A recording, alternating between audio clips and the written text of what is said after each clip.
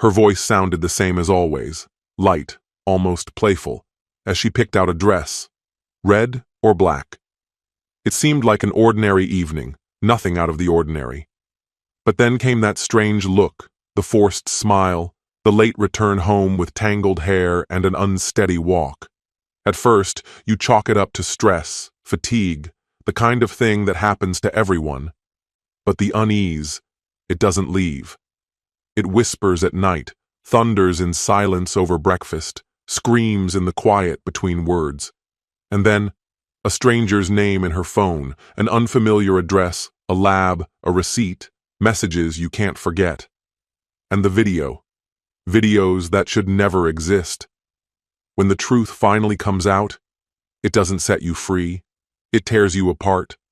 What's left when trust burns to ashes?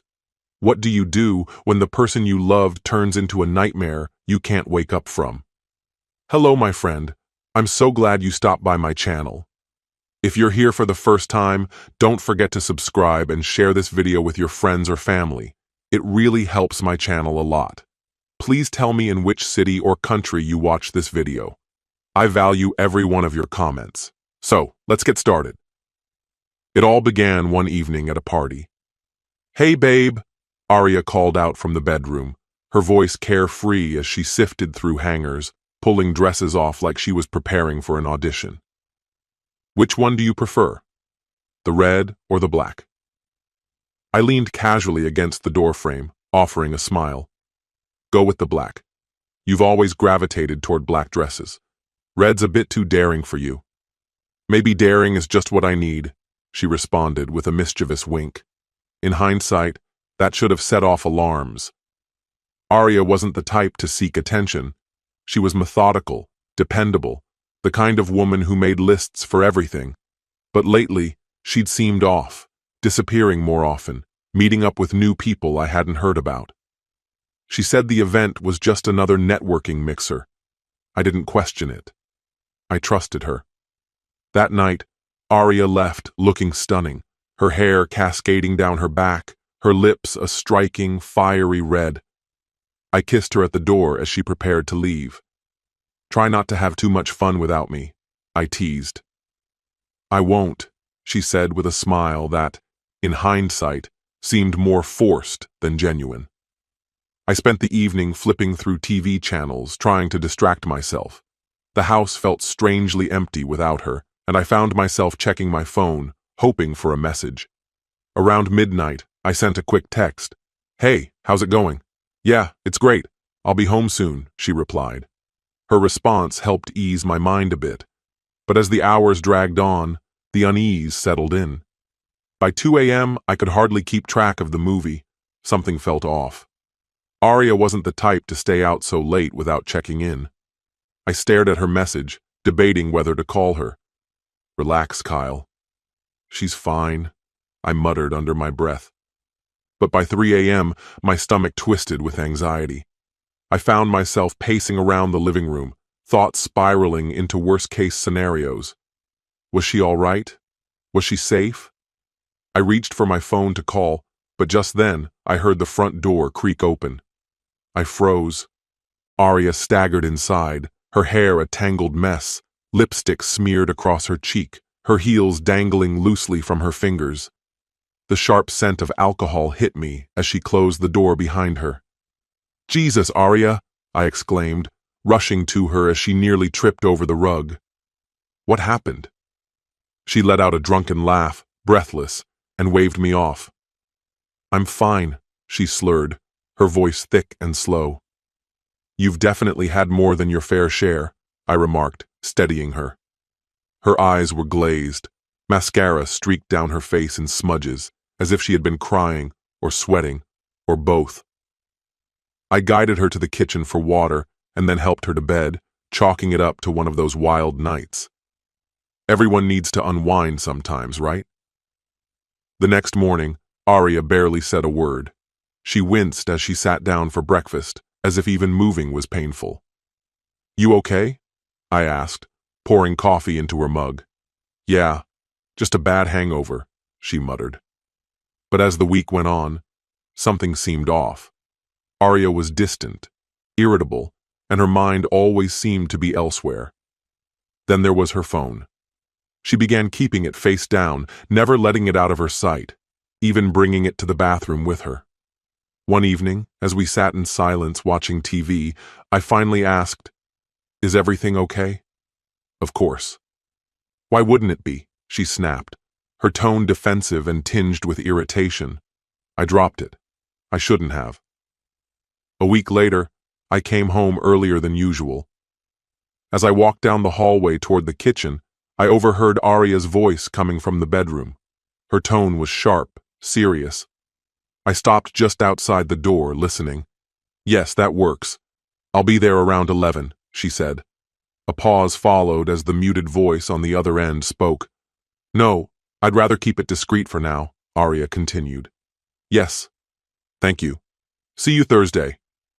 Her words were vague, but it didn't take much to figure it out. She was arranging some sort of medical appointment. My stomach turned. Why hadn't she told me anything? If something was wrong, why hadn't she come to me? I knocked lightly and entered. "Hey, is everything all right?" I asked, trying to sound casual. Aria jumped, startled. "Kyle, I didn't hear you come in," she said quickly, slipping her phone into her pocket and forcing a bright smile. "Everything's fine. Just talking to a friend." I nodded, but the suspicion lingered. Something wasn't right. Her voice had sounded formal, guarded, nothing like a casual conversation with a friend. "Oh?" I asked lightly. "Planning something fun?" "Not really," she responded, almost too quickly. "Just organizing something for next week."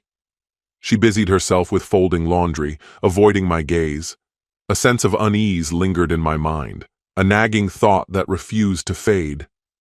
If the conversation had been as casual as it seemed, why was Aria acting so distant?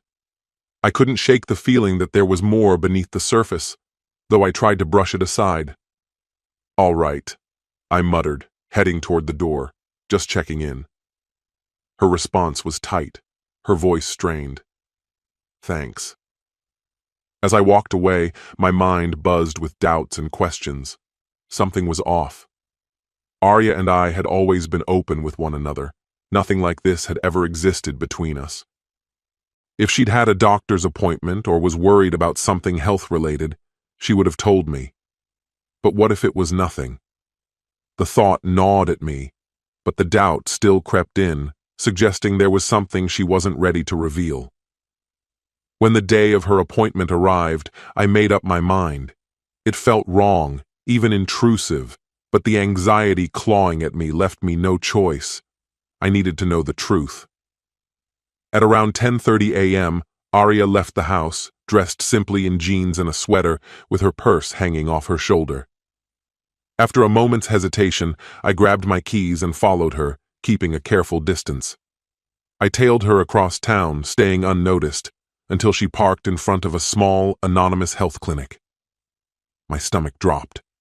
This wasn't a regular doctor's office, it was a lab, specializing in testing. My mind raced, each thought worse than the last. Aria spent an hour inside, and when she finally emerged, she seemed tense. Her posture was stiff, and she walked quickly, almost as if she was trying to escape her own thoughts. She climbed into her car, completely unaware of my presence just a few spots away. That evening, after dinner, she told me she was going to take a shower. As soon as I heard the shower running, I slipped into the bedroom and grabbed her purse. My hands shook as I rifled through it, praying I wouldn't find anything. But there, tucked into a side pocket, was a folded piece of paper. I pulled it out and unfolded it, scanning the receipt for laboratory services, an STD test panel. The ground seemed to slip from under me.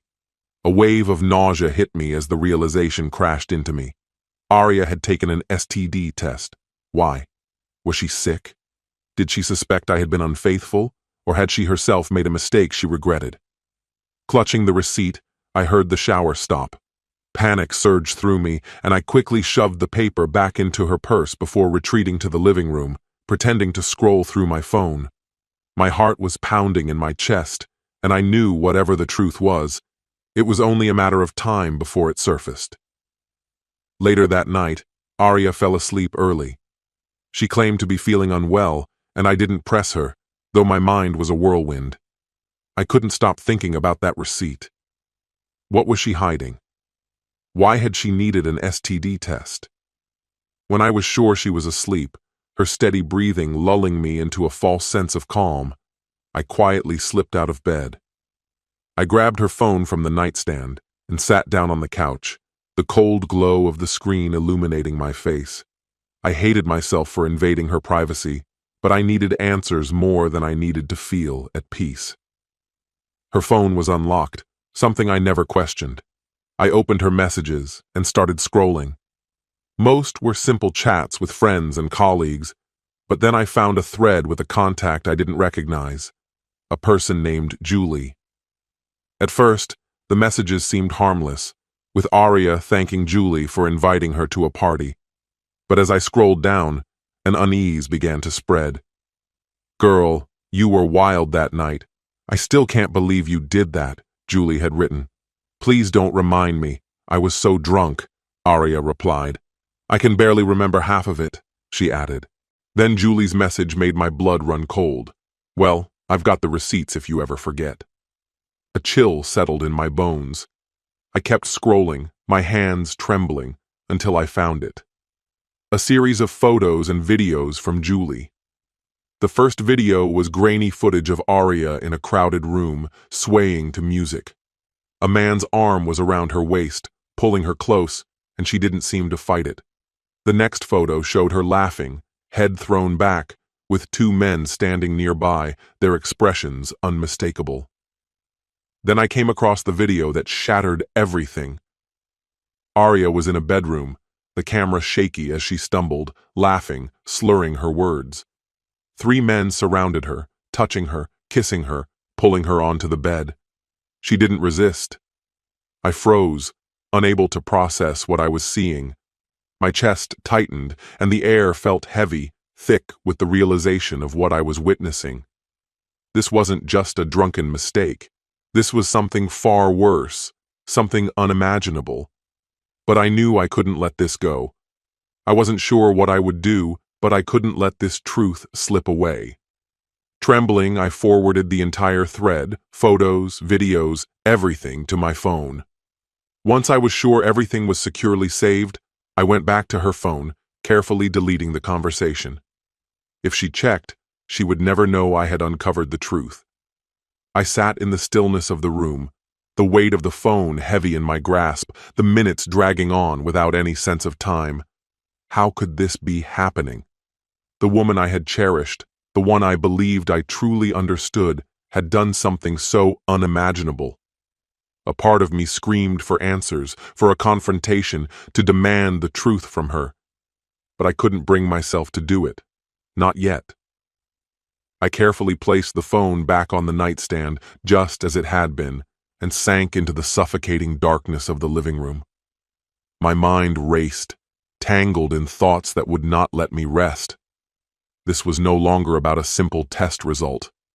This was a betrayal that went far beyond what I had ever feared. I couldn't pretend that it didn't matter. The truth was out there, and it was only a matter of time before I would have to face her and everything she had done. Sleep evaded me that night. The truth hung in the air, suffocating me with its weight. The images, the messages, everything that had unraveled my world gnawed at me, leaving me restless. I couldn't keep it all inside. She would have to answer for this. When Arya woke up the next morning, I remained silent. Wordlessly, I pulled my phone from my pocket and began forwarding the images and videos to her family, her friends, everyone who needed to know the truth. I wouldn't let her continue the facade, pretending to be someone she was not. She came into the living room, her gaze falling on her phone, and froze. Horror spread across her face as she realized what I had done. What did you do?" Her voice trembled, a mixture of fear and disbelief. "I told them everything," I replied flatly, keeping my voice devoid of emotion. "Now everyone knows who you really are. They know about you and your little secret." "Kyle, please!" she pleaded, taking a step forward, but I stopped her with a raised hand. No, I said, the anger rising within me like a fire that could not be controlled.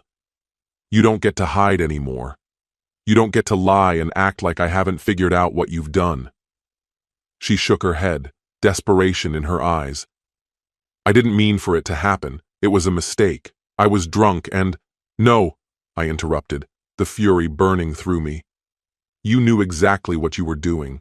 You were fully aware, and now you will face the consequences. Her face crumpled as tears began to fall. Kyle, please, I'm so sorry. I never meant to hurt you. A mistake? I snapped, my disbelief boiling over. You didn't just make a mistake, you cheated on me, with 3 different men, at the same time. And now you think you can just brush it off like it's nothing? I didn't want to hurt you, she whispered, her sobs becoming more frantic. I swear I didn't mean for it to happen. I stared at her, the numbness in my chest consuming me. You didn't want to hurt me? You didn't care about anything except your own selfish desires. Do you have any idea how I felt when I saw those videos? Do you understand how you made me feel? Like a fool.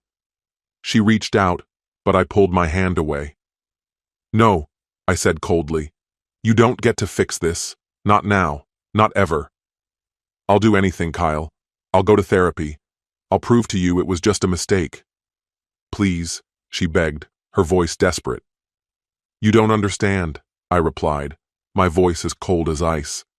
I know about the STD test. The one you took because you knew something was wrong. And now, I'm the one left picking up the pieces of the mess you made. Her eyes widened in shock as she realized I knew about the test. Kyle, I wasn't thinking. It just happened, but I never wanted to hurt you. No more excuses, I cut her off, my decision final. It's over.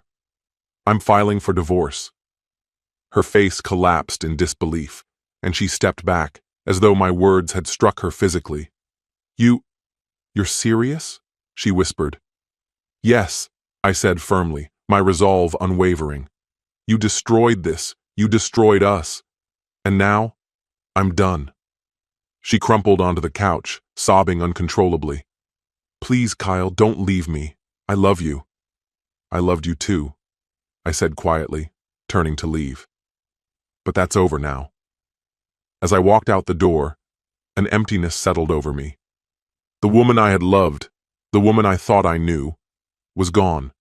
The person before me had become a stranger, and I wasn't about to waste another moment of my life trying to repair what she had shattered. Soon, the results came in. Aria's test was positive. I went for my own test, dreading the outcome. Thankfully, my results came back negative. Her family and friends were stunned by the photos and videos I had shared. They couldn't believe the woman they had known was capable of such betrayal. Her perfect image was gone, and soon she was left isolated, forced to face the consequences of her actions. A few months later, the divorce was finalized. The legal battles had drained me, but Aria's actions were undeniable. She received nothing from the divorce, no alimony, no assets. I wouldn't let her benefit from the destruction she had caused. Over time, I focused on rebuilding my life. Aria tried therapy, but it was too little, too late. She called, begging for forgiveness, but by then, I was already gone. Slowly, the calls stopped. I moved on. She became a distant memory, and the pain of her lies and betrayal began to fade with time. Life continued, and for the first time in a long while, I felt free. This story has come to an end. What's your opinion? Share it in the comments, my friend. And if you liked this story, check out other exciting videos on my channel. I'll say goodbye until the next video. See you. She said just a few words, and something inside him snapped. An ordinary phrase, an ordinary day, but something felt off. Her voice was too steady, the excuse too convenient. He wanted not to believe it, but the truth had already started to crawl beneath his skin like a splinter. And when her phone screen lit up on the table, everything suddenly made sense. From that moment on, there was no turning back. He didn't cause a scene, didn't ask questions. He just drove, quietly, coldly, like a man who already knows what he's going to find.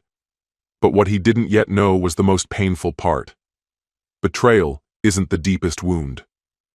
Far worse is realizing who someone truly is, especially when it's someone you trusted more than yourself. And when she's left alone, stripped of illusions, without a future, without him, he'll be nowhere in sight. Because sometimes silence speaks louder than any words ever could. Hello, my friend. I'm so glad you stopped by my channel. If you're here for the first time, don't forget to subscribe and share this video with your friends or family. It really helps my channel a lot. Please tell me in which city or country you watched this video. I value every one of your comments. So, let's get started. James sat frozen on the couch, the glow of the television flickering across the darkened room, though he wasn't absorbing a single frame. Earlier that day, Erin had casually mentioned an unexpected work trip scheduled for the weekend. Her voice had taken on that polished, composed tone she always used when discussing her career. She claimed it was a critical project, and that her supervisor, Russell, would be joining her to present ideas to an influential client. James tried to take her at her word, but something about the conversation left a sour taste. Russell's name seemed to surface every time Erin spoke of urgent work obligations. James had never warmed to the man.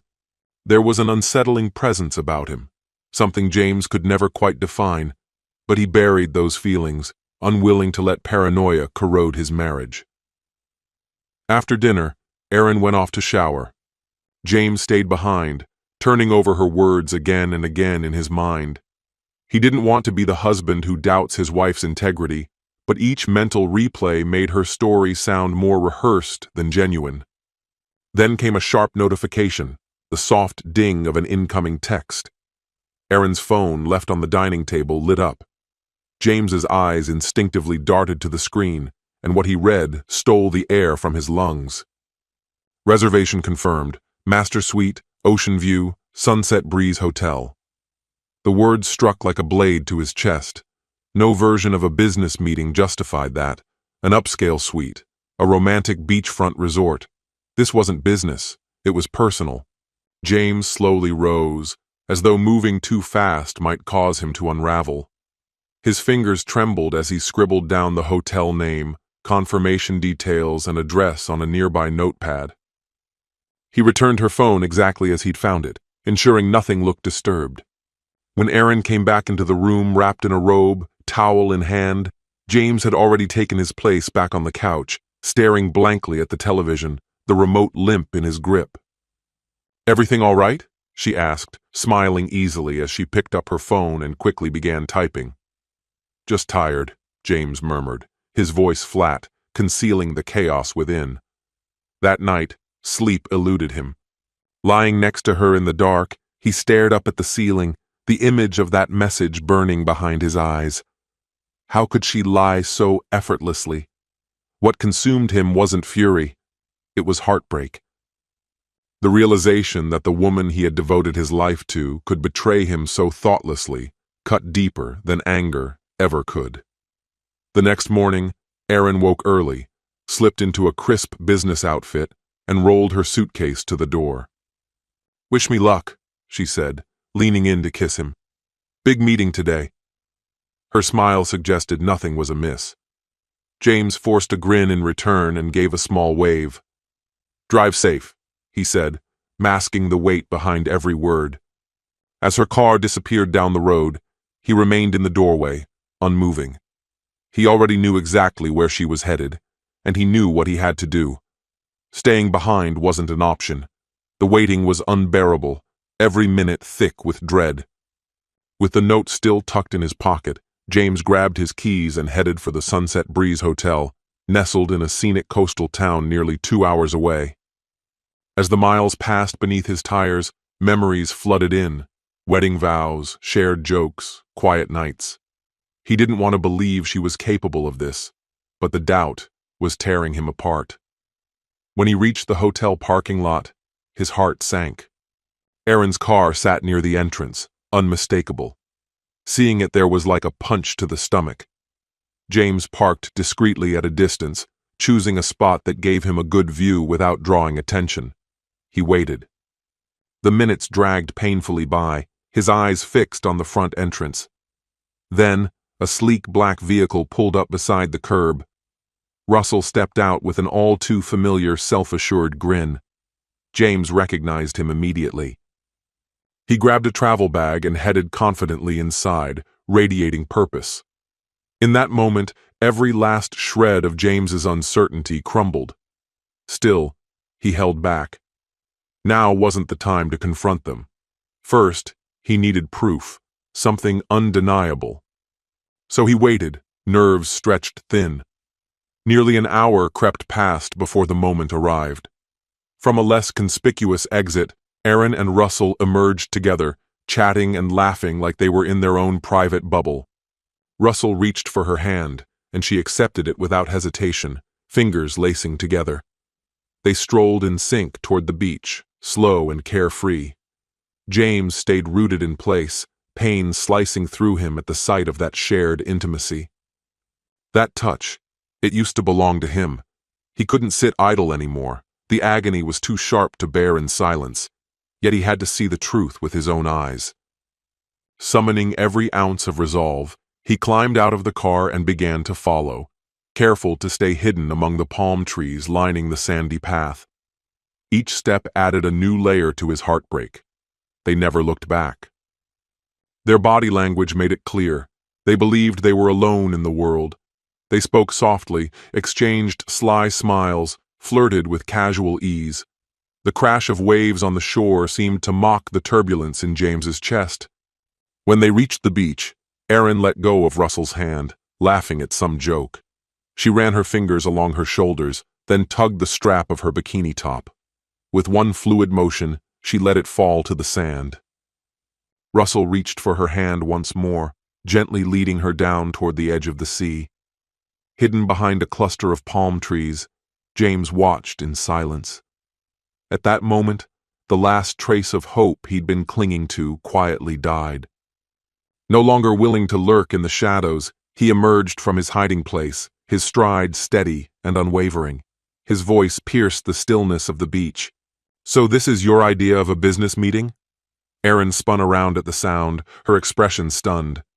She instinctively wrapped her arms across her chest, as if to shield herself, while Russell's previously confident demeanor quickly gave way to visible discomfort. James continued moving toward them, the fury etched on his face unmistakable. "James," Aaron began, faltering, "this isn't what you think it is." A bitter laugh escaped James's mouth as he slowly shook his head, disbelief tightening his features. "Is that right?" he said, motioning to the scene before him. "Because from where I'm standing, it looks like my wife's having an affair with her boss during a so-called work trip." Aaron tried to respond, but James didn't allow her the opportunity. His attention shifted, his eyes locking onto Russell with cutting intensity. "And you," he snapped, his tone ice-cold. "You're married too, aren't you? What do you think your wife would say if she saw this?" Russell opened his mouth, but no words came. He looked away, fidgeting uncomfortably beneath James's glare. Aaron stood speechless, tears beginning to gather in her eyes, but James had no interest in their excuses. Without another word, he turned around and strode toward the parking lot. Each step away felt like another weight on his chest, but he understood.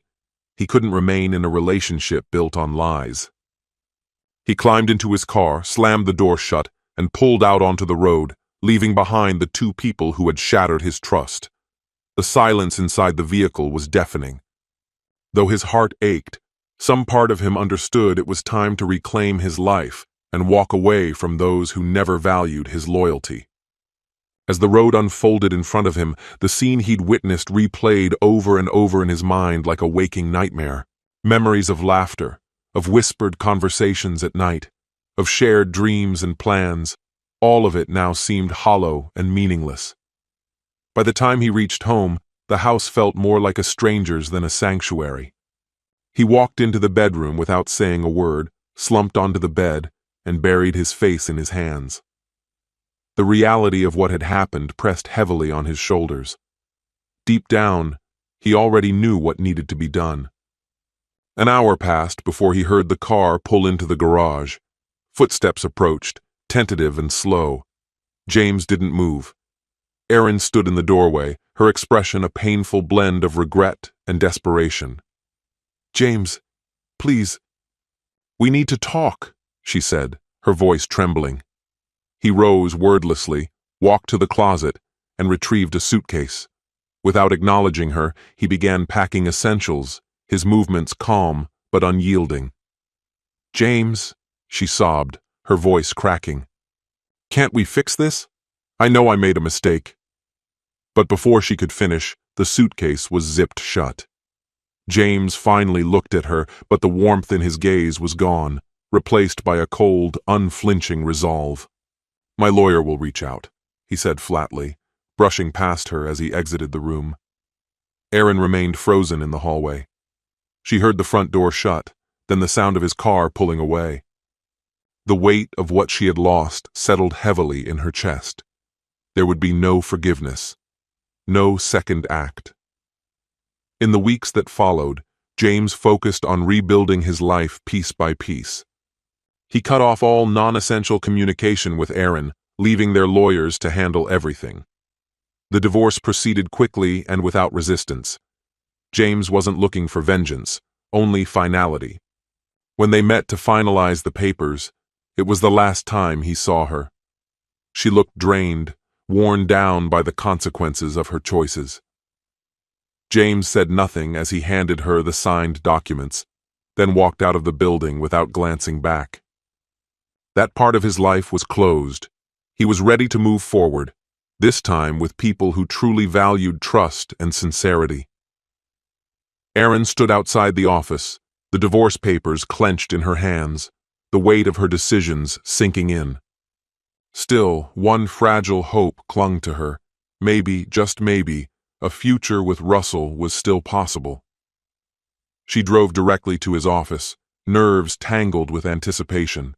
Upon arrival, she requested a private meeting and was shown inside. Russell stood behind his desk, his demeanor stiff and unreadable. "I signed the divorce papers," Erin said, trying to sound confident. "There's nothing standing in our way now. We can be together." Russell looked at her for a long moment before crossing his arms and exhaling deeply. "Erin, I think you misunderstood." Her pulse quickened. She stepped forward, confusion washing over her. "Misunderstood? What do you mean?" Russell gave a faint, distant smile. There was no trace of affection in it. "I was never planning to leave my wife. My marriage had its flaws, but I never intended to walk away from it." Erin's face began to crumble, but he didn't soften. His voice remained steady and unforgiving. "Tell me, do you really believe I'd ever build something serious with a woman who cheated on her husband?" Russell gave a dry, humorless laugh. "You crossed that line once. What makes you think I'd believe you wouldn't cross it again? With me?" Erin stood frozen, unable to speak. She tried to respond, but Russell raised his hand, cutting her off mid-thought. "There's no point dragging this out. Things at the office have become strained.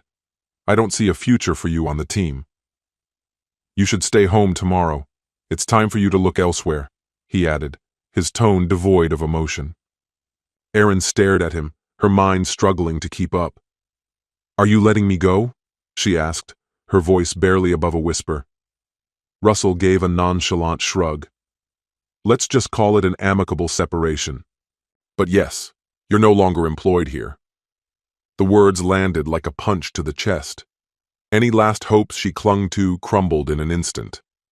She had sacrificed her marriage, her career, her reputation, for something that, to Russell, had meant absolutely nothing.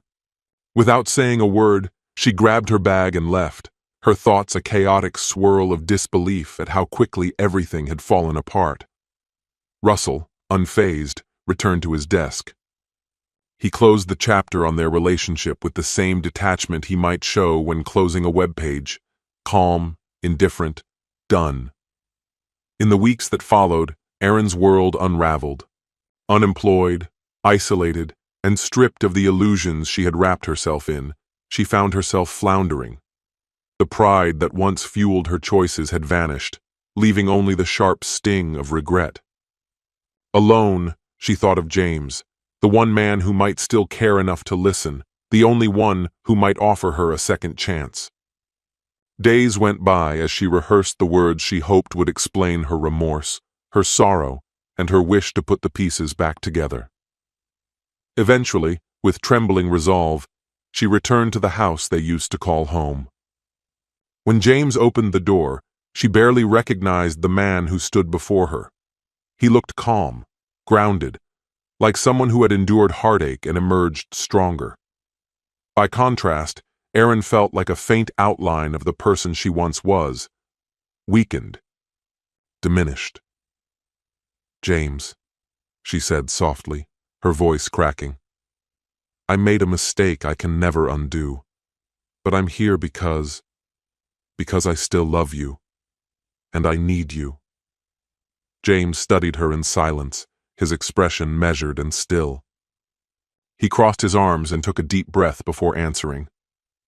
"Erin, I believe that you're sorry, but some wounds don't heal." She took a step closer, reaching out as tears streamed freely down her cheeks. "Please, James, I've lost everything. I know I hurt you, but we could begin again, create something new." James gently pulled away and stepped back. "Erin," he said quietly, "I've already started moving forward. And that future doesn't include you." The words, though softly spoken, cut deep. There was no malice in his tone, only a somber finality and a surprising kindness, as if he truly wished her well. "You're strong enough to begin again," he told her. "You'll find your own way, in time. As for me, I already have." And with that, he stepped back inside and closed the door between them for good, ending what remained of their bond with a calm, decisive gesture. Erin stood at the door for a long time, struggling to grasp the reality of what had just happened. Deep down, she knew he was right. The weight of guilt pressed heavily on her, but so did the quiet understanding that she now had to face the consequences of her choices and rebuild her life on her own.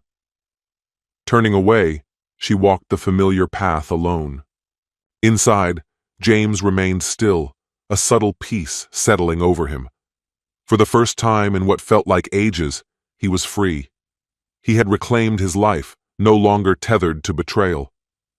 And so, they parted, forever marked by the past, each bearing the scars and the wisdom that come when trust is shattered and healing begins in its place. This story has come to an end. What's your opinion? Share it in the comments, my friend.